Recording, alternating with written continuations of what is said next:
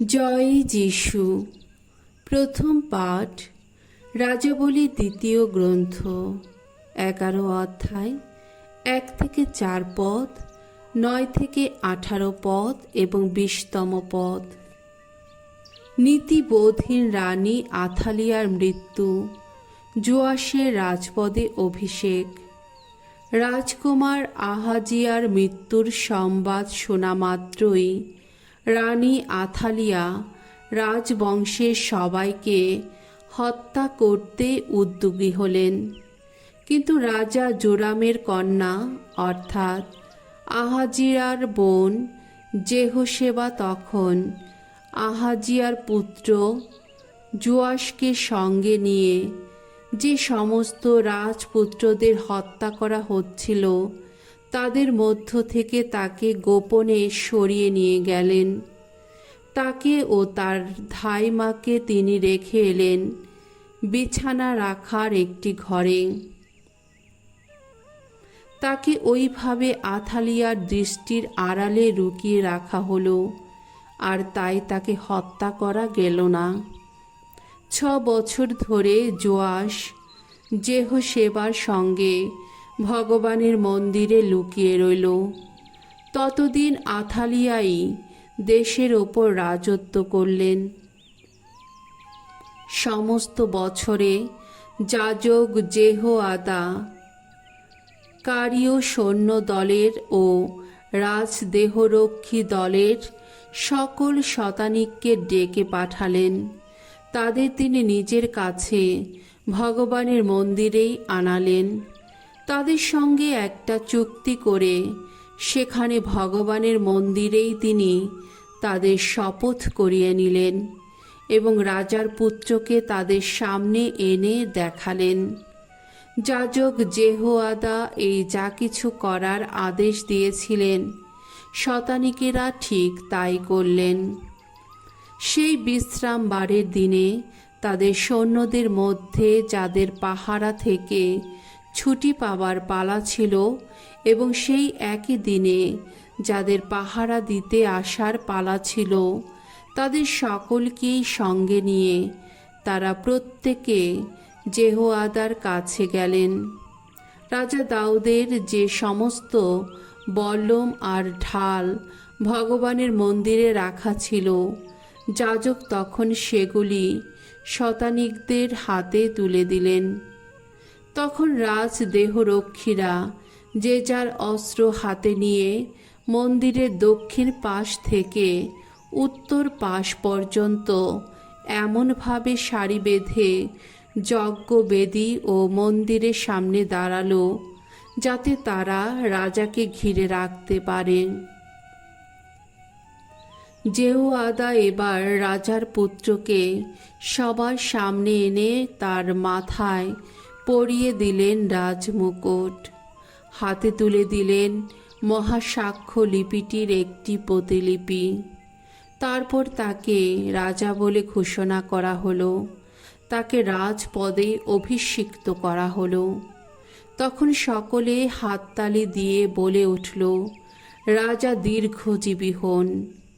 রাজদেহরক্ষীদের আর সেখানে উপস্থিত লোকদের এই চিৎকার শুনে আথালিয়া ভগবানের মন্দিরে, যেখানে সকলে ছিল, সেখানে এসে হাজির হলেন।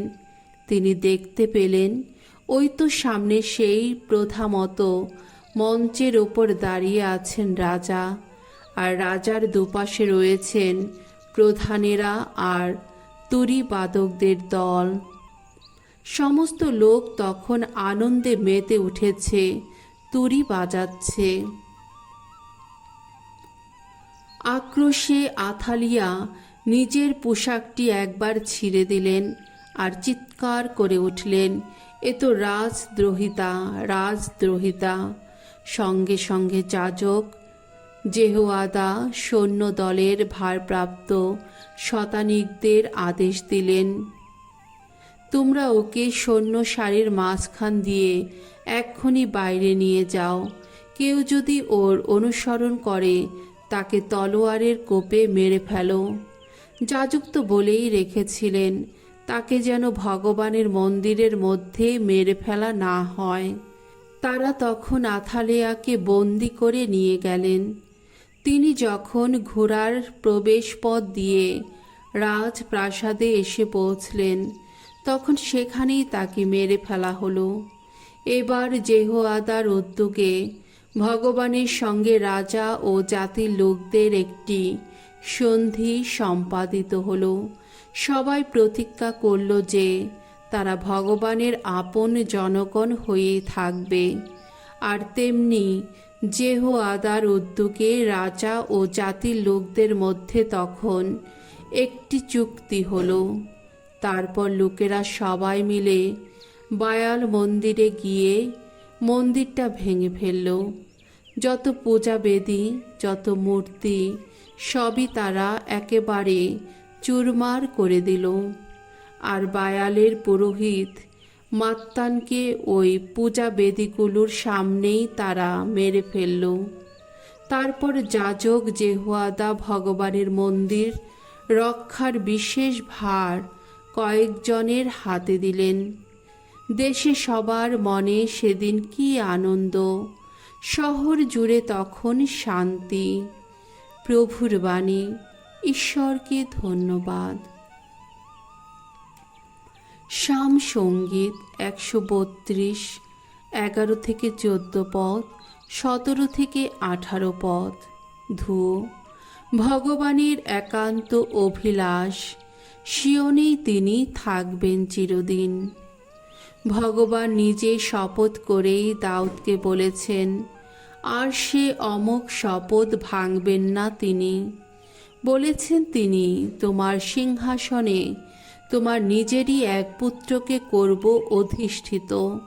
তোমার আপন পুত্রেরা যদি মান্য করে আমার সন্ধি নীতি, আমার শেখানো বিধি নির্দেশ যদি মেনে চলে তারা, তাহলে তাদের পুত্র যারা, তারাও বসতে পাবে তোমার এই সিংহাসনে চিরদিনেরই মতো। আহা, ভগবান সিয়নকেই তো বেছে নিয়েছেন। তিনি চেয়েছেন সিয়নই হবে তার আপন বাসভূমি। বলেছেন তিনি, এই তো আমার বিশ্রামের স্থান চিরদিনের মতো। এখানেই বাস করতে চেয়েছি আমি। এখানেই আমি জাগিয়ে তুলব দাউদ কুলের পূর্ণ শক্তি গরিমা। আমার অভিষিক্ত জনের বংশ প্রদীপ জ্বালিয়েই রাখব। আলোয় ঝলমল করবে তার মাথার মুকুট, কিন্তু তার শত্রুদের পরাবো আমি লজ্জার বসন। বাণী বন্দনা। জয় জয় প্রভুর জয়। অন্তরে যারা দীন, ধন্য তারা ধন্য। স্বর্গরাজ্য তাদেরই, আহা তাদেরই। জয় জয় প্রভুর জয়। মঙ্গল সমাচার। মথি রচিত মঙ্গল সমাচার 6 অধ্যায় 19 থেকে 23তম পদ। পার্থিব সম্পদ নয়, মানুষের সঞ্চয় করা উচিত স্বর্গীয় সম্পদ। যিশু একদিন তার শিষ্যদের বললেন, তোমরা নিজেদের জন্যে এই পৃথিবীতে ধন সম্পদ সঞ্চয় করো না, কেননা এখানে পোকা আর মরচে সব কিছু নষ্টই করে দেয়। এখানে চোর এসে শীত কেটে চুরি করে। তোমরা বরং ধন সম্পদ সঞ্চয় করো স্বর্গলোকে, কেননা সেখানে পোকা আর মরচে কোনো কিছুই নষ্ট করে না, চোরও শীত কেটে চুরি করতে আসে না। যেখানে তোমার ধন সম্পদ, তোমার মনটাও তো সেখানে পড়ে থাকবেই। এই যে দেহ, চোখটা যেন তার প্রদীপেরই মতো। তাই তোমার চোখ যদি সুস্থ থাকে, তাহলে তোমার গোটা দেহটা আলোয় ভরে থাকবে। কিন্তু তোমার চোখটা যদি খারাপ হয়, তাহলে তোমার গোটা দেহটা অন্ধকারে ডুবে থাকবে। কাজেই তোমার অন্তরে যে আলো রয়েছে, অন্ধকারই যদি সেই আলো হয়, তাহলে কি দারুণ সেই অন্ধকার। প্রভুর মঙ্গলময় বাণী। খ্রিস্ট প্রভু তোমার প্রশংসা হোক।